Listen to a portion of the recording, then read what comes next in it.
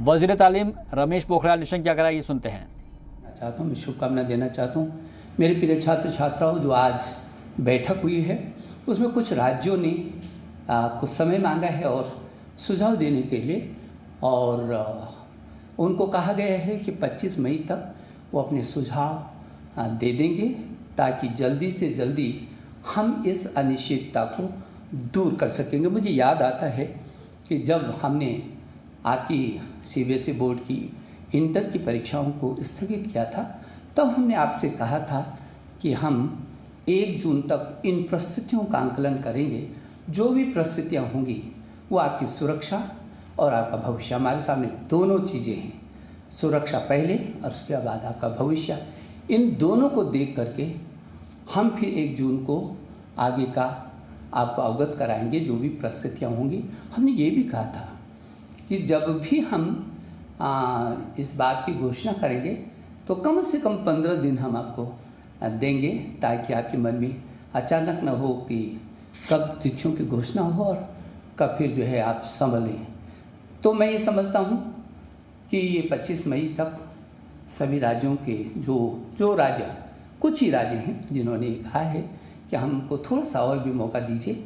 हालांकि उनका भी सकारात्मक रूप था, लेकिन और क्या क्या सुझाव हो सकते हैं उनके लिए, वो 25 मई तक उन राज्यों के सुझाव भी आ जाएंगे।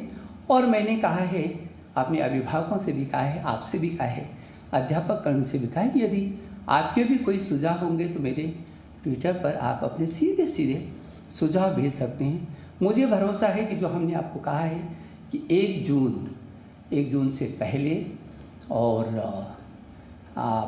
25 मई के बाद हमारी कोशिश होगी कि हम आपको अवगत करा सकें। मैं आपको विश्वास दिलाना चाहता हूँ, प्रधानमंत्री जी के निर्देश में आपकी सुरक्षा हमारे लिए पहली है और आपके जीवन और आपका भविष्य भी हमारे लिए उतनी महत्वपूर्ण है।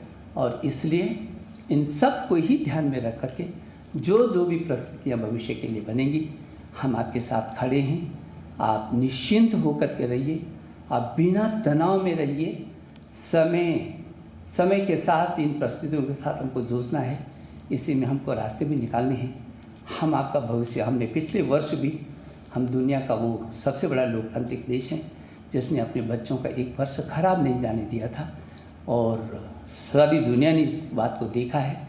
और हमने आपकी सुरक्षा, हमारे लिए हर हालत में आपकी सुरक्षा हमारी पहली प्राथमिकता है।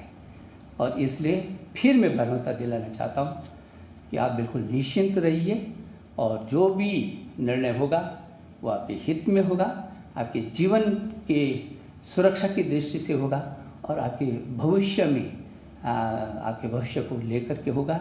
मैं एक बार फिर सभी अभिभावकों का, अध्यापकगण का, प्रिय छात्र छात्राओं, आपका भी अभिनंदन करना चाहता हूं। और आज मैं विशेष करके अपने देश के रक्षा मंत्री जी, जो केंद्र में कई बार विभिन्न मंत्रालयों का जिन्होंने जिम्मेदारी संभाली है, और जो उत्तर प्रदेश में याद आता है क्योंकि मैं उत्तर प्रदेश में भी मंत्री रहा हूँ, वो ऐसे ऐतिहासिक शिक्षा मंत्री भी रहे, मुख्यमंत्री तो थे ही। आज उनके सानिध्य में पूरे देश का शिक्षा तंत्र ने बहुत देर तक विचार विमर्श किया है, बहुत सार्थक, बहुत ही सार्थक। पूरा देश के शिक्षा, सभी राज्य एकजुट है। मुझे इस बात को लेकर के प्रसन्नता होती है, और मैं उन सभी राज्यों को धन्यवाद भी देना चाहता हूँ। और मेरे जो सहयोगी मंत्री आदरणीय जावड़ेकर जी और आदरणीय स्मृति ईरानी जी को भी मैं हृदय की गहराइयों से धन्यवाद देना चाहता हूँ। मैं एक बार आपको शुभकामना देता हूँ। बहुत बहुत धन्यवाद। तो वज़ीर तालीम रमेश पोखरियाल निशंक को आपने सुना। उन्होंने कहा है कि हम तमाम उन राज्यों से भी सुझाव मांगे गए हैं जो कुछ अपने सुझाव देना चाहते हैं, और 25 मई तक वो अपने सुझाव दे दें, और उसके बाद 1 तारीख तक उसके ऊपर कोई फैसला लिया जा सकता है कि इम्तहानात होने हैं या नहीं होने हैं। हालांकि वज़ीर तालीम ने इस बात का जिक्र ज़रूर किया है कि हमारे लिए पहले आपकी सिक्योरिटी है, आपकी सुरक्षा है, उसके बाद आपका भविष्य है, और इसीलिए हमारी कोशिश ये है कि सभी लोगों से बातचीत करते हुए, सभी के सुझावों को ऊपर ध्यान में रखते हुए इसके ऊपर फैसला लिया जाएगा।